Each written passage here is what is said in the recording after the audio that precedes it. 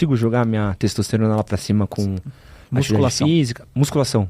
Principalmente. É claro que você se manter ativo regularmente vai aumentar também. Mas musculação é de longe o mais importante. É mesmo, mais do que qualquer outro. Qualquer outro. Caramba, por quê? Por que musculação em específico? Por conta, a massa muscular, o tecido muscular, ele é um tecido endócrino. Ele produz hoje, que a gente sabe, mais de 600 hormônios. A gente nem sabe os nomes ainda, a gente sabe que tem. E estes hormônios, eles regulam, por exemplo, grelina, da vontade de comer. Eles regulam leptina, da saciedade depois de comer. Eles regulam uma série de metabólitos inflamatórios. Então, quanto mais massa muscular você tem, mais equilibrado metabolicamente você é. É claro que não às custas de fisiculturista é saudável. Não, o cara está pensando em performance. Toda performance não é saudável. Atleta de alto nível não é saudável. A gente sabe disso, eles sabem disso também. É que as pessoas têm essa visão, né? De, o cara tá trincado e o cara tá... Cara, esse é um papo muito à parte. Um dia a gente pode ter do quanto que a esporte de alta performance é autodestrutivo, né? E por dois negócios. Alta performance, ela delimita a inflamação e oxidação. Oxidação a gente pensa em ferrugem, né? Uhum. Basicamente é isso, é enferrujar as células, elas funcionarem menos, então você envelhece mais. Um atleta de alta performance envelhece muito mais rápido. O lance do joelho de um jogador de futebol de 40 anos é um joelho de um cara de 80. Totalmente. Justamente por isso. Por uso de cartilagem, por uso do líquido sinovial ali e tudo mais. Então, assim, tudo isso tem relação. Então, musculação é o mais importante pensando em criação de massa muscular por conta disso. Que legal. O cara que tem uma doença, por exemplo, crônica, uma comorbidade, uma pressão alta, diabetes, se ele for internado por qualquer motivo e ele tem uma massa muscular baixa, ele tem um aumento de risco de mortalidade. Ele vai ter que tomar antibiótico. Ele vai ter que tomar... O que vai delimitar se ele vai ter mais ou menos defesa, mais ou menos imunidade, uma das coisas é massa muscular. Então isso é fundamental. Quem não tem boa massa muscular não vai viver bem ao longo da vida. Ponto. Isso é... Então só de eu chegar lá na Smart Fit... às 6 horas da tarde, vai lá na esteira porque é a única coisa que tá vazia, né? Mas só de eu já começar a fazer uma musculaçãozinha, eu já começo a melhorar meus níveis de testosterona. Que legal isso. Sem dúvida. É claro que atribuindo todo o resto, né? Mas sim, quando você faz o estímulo da fibra muscular, você ativa uma série de cascatas, principalmente a mTOR. A via bioquímica da mTOR é o que vai fazer aumento de fibra muscular, né? E é isso que estimula a produção de testo, porque o corpo... ele trabalha em cima de feedbacks. A gente chama de feedback negativo, né?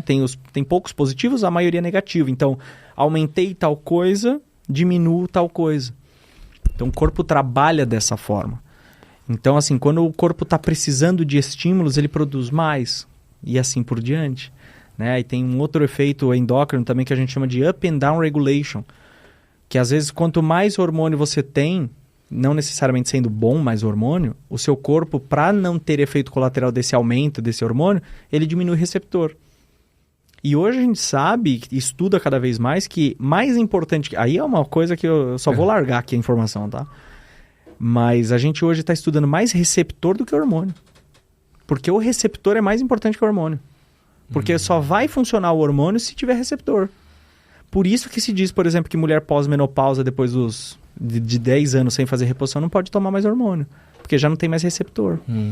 Dá pra fazer, mas depende de como. Aproveitar que você falou na palavra reposição. Bora. Como que funciona a reposição hormonal para homem? E quais são os jeitos de fazer isso? Tem algumas formas, né? Dá para se fazer hoje de via intramuscular. Tem muitas pessoas usando subcutâneo que não é muito indicado porque os estudos não, são intramusculares e é muito mais prático realmente. E propionato, um decilato, enfim, tem alguns estéreis diferentes, um de curta, um de média, um de longa duração. Então você aplica de uma maneira curta ou média ou de longo prazo, tá? Tem via oral também, que dá para você fazer via oral. Eu também particularmente não gosto muito, por conta dos efeitos colaterais, porque passa pelo fígado 2 vezes e aí acaba aumentando enzimas hepáticas, não é tão interessante. E tem a via transdérmica, que é o gel que você comentou, né, em algum momento aí. Eu, particularmente, na minha prática clínica, para homens, eu faço intramuscular. Aí é uma questão de achar a dose de cada paciente. Uma injeçãozinha ali, um ciclinho, pá. Não é ciclo. Não é ciclo. Uma coisa é ciclo, uma coisa é terapia de reposição de testosterona. Então, a terapia de reposição, qual é a diferença do ciclo? O ciclo você faz pensando em tempo, em ciclar por algum tempo. Tá. Pensando basicamente em estética e ganho de massa muscular. Beleza. Não faz sentido você ciclar pensando em longevidade. Tá bom. TRT, terapia de reposição de testosterona, faz sentido você pensar em longevidade. Então você pega uma dose, em geral, mais baixa, por uma frequência de tempo a estipular para cada paciente. Tem pacientes que aceitam bem uma Deposteron, por exemplo, por semana, 200 miligramas, né, em 2 ml, uma por semana, outros aceitam meia por semana. Isso a gente vai dosando para cada paciente.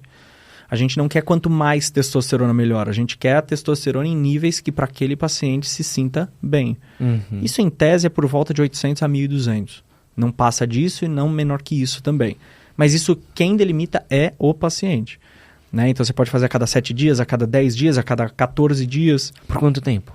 Isso A de eterno. a depender do que a gente está querendo ali. Se um cara for de 60 anos de idade, a de eterno. Se ele quiser continuar vivendo bem até os 95 anos, a de eterno. E aí a gente pode entrar, não sei se você até anotou aí, eu já estou me antecipando. Câncer de próstata. Né? Então, porque tem um outro ponto, e é o ponto que eu tava estudando até pra gente poder falar a respeito, que são os efeitos colaterais do uso de testosterona. Né? E aí tem alguns que eu vi que são bem comuns e bem relatados. O primeiro deles, o próprio câncer de próstata. Tem influência do uso de testosterona com o câncer de próstata? Tem. Testosterona em doses adequadas diminui o risco de câncer de próstata. É mesmo? Existe um médico brasileiro, que está fazendo estudos com altos níveis de testosterona junto com quimioterapia, reduzindo e até tratando pacientes com câncer de próstata. Mas se tiver num nível zoado... É claro que a gente não vai fazer testosterona. O cara tá com câncer, eu vou dar testosterona para esse cara? Ele tá fazendo isso num estudo, controlado, bonitinho e tudo mais. Mas a gente sabe que preventivamente, quanto melhor a sua testosterona, menos risco de câncer. Até porque hormônio favorece a vida. Então você vê criança geralmente com câncer metabólico? Não. Câncer que geralmente criança tem, que é muito raro. Claro que a gente vê nos filmes, a gente se comove mais porque é criança, né? Não é natural, né? É muito raro. Agora, câncer metabólico de intestino, que está cada vez maior, em jovens hoje, por exemplo, câncer de cérebro, câncer de fígado, câncer de mama, câncer de próstata, esses cânceres, eles podem ser evitáveis. Eles podem ser evitados. E manter os hormônios regulares, e aqui eu estou dizendo regulares, né? Não é vamos deixar tudo alto, não. Existe uma orquestra muito fina, né, na avaliação hormonal do corpo, e é muito complexa. A testosterona em níveis bons, ela diminui o progresso para risco de câncer de próstata. E, principalmente, não pensando em câncer aqui, mas o mais prevalente, que é a hiperplasia de próstata benigna, que é o crescimento da próstata. Basicamente, ele vem por falta de testosterona. Então, o cara começa a ter um aumento da próstata, ele começa a ter uma dificuldade de urinar, ele tem uma urgência miccional, ele tem que a cada menos tempo no banheiro, tem gotejamento de urina, porque está com a próstata grande. Esse cara, com certeza, está com testosterona baixa. É a tríade, né? É o cara que está com barrigão duro, com a próstata aumentada e careca. Porque tem essa, né? Esse aqui eu separei, eu quero falar dele. A gente vai falar já da calvície. Bora. Mas antes eu quero falar do ponto de fertilidade. Sim. O quanto que o uso de testosterona de um TRT pode afetar aí a minha fertilidade? A ideia do TRT é não afetar o eixo. Tá. Então, quando eu falo em eixo, lembra que eu falei do hipotálamo, hipófise e gônadas, né? Testículo. Este eixo, então, o GNRH vai produzir o FSH e o LH, o FSH vai fazer espermatogênese, produção de espermas e tudo mais, e o LH vai produzir em outras células ali do testículo testosterona. Se eu estou aumentando muito a testosterona de forma exógena, então de fora, com doses muito altas, então o corpo do homem, em tese, no livro, no estudo, até porque a gente não está no livro, né? E a gente está num outro no outro mundo. Mas a gente deveria produzir de 7 a 10 miligramas de testosterona dia. Então você vê, eu falei da testosterona, são 200 miligramas a cada 7 dias. Faz as contas, é suprafisiológico. É mais do que o corpo deveria produzir. Então, o testículo ele vai precisar produzir? Não. Não. Que é o que o pessoal fala, vai ficar preguiçoso. Por quê? Você está dando de fora. Então, o que ele fala? Lá para os amigos lá em cima, para o eixo. Ele fala, viu, pode cancelar aí. Então, o FSH e o LH negativam, eles inibem. Isso que se chama inibir o eixo. Então, a gente inibe o eixo gônada, hipófise. Então, a hipófise para de produzir e você está recebendo de fora. Isso na TRT não é para acontecer. Por isso que eu disse que a dose é muito variável para cada paciente. Então, tem paciente que com 100 miligramas, com meia ampola a cada 10 dias, inibem o eixo. Caramba. Então, você tem que estipular mais tempo ou menor dose. E aí você pode fazer... Hoje tem farmácias estéreis que fazem já em 50 miligramas, em 25, em doses mais fracionadas. Porque hoje uma Deposteron da vida está bem cara, porque a procura aumentou e a fabricação diminuiu, enfim, oferta e demanda. E aí você vai falar para o cara usar meio ml. A ampola vem 2 ml, o cara gastou R$70 na ampola, o cara vai te xingar. Você entendeu? Então dá para fazer isso de uma forma um pouco mais fracionada. Então essa é a dificuldade. Numa TRT a ideia não é fazer inibição de eixo. Se eu não faço inibição de eixo, em tese, eu não tenho infertilidade. Porque o meu FSH está controlado. Tá? E a testosterona também melhora a qualidade deste acrômio ali da cabeça do esperma, do espermatozoide. Porque tem uma coisa até que eu ouvi, esse é papo de doido, que é... Isso foi no... Eu fui fazer uma consulta com um médico do esporte, que a gente vai até trazer aquele, inclusive, e ele tava falando de tamanho de testículo também, que é muito comum. Atleta, pessoal que tá fazendo ciclo de testosterona, ou até mesmo TRT, que não tá controlado, tem uma diminuição do testículo no meio desse processo, né? Porque é exatamente isso que eu falei. Se eu não tenho estímulo para crescimento de produção de esperma, para que ele vai ficar grande? Então ele vai atrofiar. Caramba. A gente não tinha a regra de Lamarck, né? Aquilo que não se usa atrofia? É basicamente isso. Então, se você for ver fisiculturista lá em cima do palco, a cueca não é tão grande, né? Não é igual essa aqui. Olha, aqui a gente é contra falar mal de fisiculturista, porque a gente não quer ter problema com eles. Não, imagina, não tô falando Mister mal. Olimpo aqui, ó, todo mundo sacudo aqui, ó, não, palavras do doutor. Isso é uma constatação da realidade, eu não tô... Brincadeira, doutor. Pelo contrário, por mim eu seria também, é porque é muito difícil, né? Mas o testículo em geral, ele é atrofiado. Por quê? Porque eles fazem um ciclo por muito tempo. E é uma dose muito alta. A gente tá falando aqui de uma Deposteron a cada 10 dias, 14 dias. Isso é irrisório perto do que muitos caras fazem, entende? Ciclo de 6 dura testosterona por semana. Isso é louco. Deles é muito louco, né? Sim, testo de 5 mil pra cima. Não, né? Isso a testosterona, né? Fora os outros, né? Os derivados do DHT, a maioria careca, né? Calvo. E, beleza. A gente já fez esse estrago aí pra acabar com a fertilidade do cara. Dá pra fazer pra voltar? Como é que trabalha com isso? Dá pra... Tudo é muito variável, mas dá. Tá? Aí a gente depende de quanto o cara usou, depende do que o cara usou, depende da sensibilidade que ele tem a esses hormônios. Porque, por exemplo, vamos falar de novo de fisiculturista. O que diferencia um cara do outro ali no palco? Muito pro fisiculturista é genética.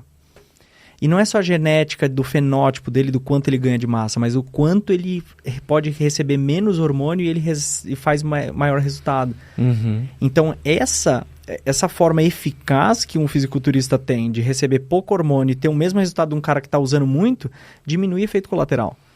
Então, ele tem os mesmos ganhos usando menos hormônio. Então, geralmente, ele é um cara mais saudável. Geralmente, ele é um cara que consegue ter um físico melhor, mais estruturado, mais homogêneo, mais simétrico, que isso é o que leva muito em consideração, entende? Agora, o cara está fazendo isso há quanto tempo?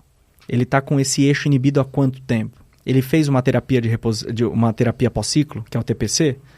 O TPC, basicamente, é você voltar a estimular esses receptores de FSH e LH, para o testículo voltar a crescer de tamanho. Então, o ciclo ele é pensado em ser um ciclo. Então, a gente vai fazer 60 dias, 75 dias, 90 dias, não sei. E depois? A gente vai refazer exames ali no ápice, depois de parar de fazer as coisas. Depende do protocolo que se usa. Está muito baixo, inibiu realmente o eixo? TPC. E aí a terapia de pós-ciclo você pode fazer com uma série de ativos. Você pode fazer, por exemplo, com o clomid, que é o famoso, que é o clomifeno, que ele vai fazer uma indução ali do LH. Você pode fazer um beta-HCG, por exemplo, que é o hormônio que a mulher fica alto quando está gestante, por exemplo, mas que aumenta o LH também, né? Que é justamente isso. Então, você pode pensar nessas estruturas para tentar reaver a sua função gonadal. Agora, se isso vai acontecer, aí é uma outra questão. Esse é muito louco, né? Porque eu acho que é um fato, um momento que a gente vive. Porque na década de 90, anos 2000, você falava de esteroides, uso de testosterona, qualquer tipo de coisa a mais, era quase um mundo... Não, isso não se faz, é errado, é proibido, né? E era uma coisa muito trevosa, né? Eu lembro de, academia, você vê, vestiário de academia maluco com, clássico. Cara injetando um bagulho lá, agulhinha, que né? é ele com ele mesmo e Deus ajude ali. Exato. E agora é muito louco, né? Como você tem, hoje em dia, tratamentos, cara, super precisos do... O cara vai fazer um ciclo, vai fazer tantos exames de sangue há tantos dias, há tantas coisas, tantos espermogramas, tantos não sei o quê. É um acompanhamento... É meio como se a gente pega assim, beleza, você vai querer fazer? Então vamos fazer do jeito certo, né? Acho isso muito legal. É porque, por exemplo, assim como eu tinha falado sobre a cascata da produção da testosterona, lembra que eu falei que ela vem da onde? Do colesterol. A gente ainda na medicina, infelizmente, a gente criou dogmas. E quando e dogma é coisa de fanático. Dogma é aquela coisa que é inconcebível. É inconcebível você eventualmente perguntar sobre esse dogma. É algo inquestionável. E na ciência não existe isso, né? Porque a ciência é justamente, né? A medicina é a ciência é a arte das ciências transitórias. Das verdades transitórias. Então, um dia a gente está falando uma coisa, então até 1900 e tanto a gente não usava luva não fazia lavagem de mão para operar, não usava luva porque não precisava e o índice de morte era altíssimo. E quando foi falado que era para começar a lavar a mão, os caras falaram que era absurdo. Né? Então, o cara na época era charlatão. O cara que falava para lavar a mão. Olha onde a gente está hoje. Isso é óbvio, né? Não tem que lavar a mão para colocar dentro de um corpo ali. E aí a gente vai quebrando esses dogmas. Um desses dogmas, que é o que você acabou de pontuar, é do uso de hormônios. Com quem você está fazendo, como você está fazendo, qual é a procedência desse hormônio, qual que é o problema de estar na academia com o seu personal ali que tirou do bolso uma ampola de X, sei lá o quê. Qual é a procedência disso? Você entende? Eu tenho pacientes meus, por exemplo, que não conseguiram comprar as coisas que eu prescrevo e eles trazem paralelo. Como que eu vou colocar o meu carimbo nisso? Eu não sei de onde vem. Existe coisa séria, existe trabalho sério, existe empresa séria que faz. Está em falta, enfim, tudo bem, vai ficar sem. A gente vai para outros caminhos. Agora, o paralelo é muito chamativo, né? É muito mais barato. E ele dá muito mais efeito, até porque você não sabe o que tem ali. Então esse era o problema, criou-se esse estigma de que quem usa testosterona, quem usa hormônio, usa bomba. Tanto que tem propagandas aí de bomba tô fora. Isso é a maior bobagem que existe. Eu amava, tem um documentário muito bom, eu sempre recomendo ele aqui quando eu tô falando com um fisiculturista, que acho que chama Harder, Better, Faster, Stronger. Tem na Netflix. E ele fala sobre o uso de anabolizante nos Estados Unidos. E aí ele tá falando sobre como, em determinado momento, a FCAA dos Estados Unidos, do controle farmacêutico deles? FDC. Eles chamam o Stallone para ser... desculpa. O FDA. O FDA chama o Stallone para ser garoto propaganda da campanha contra esteroides. Que era um cara que usava esteroide.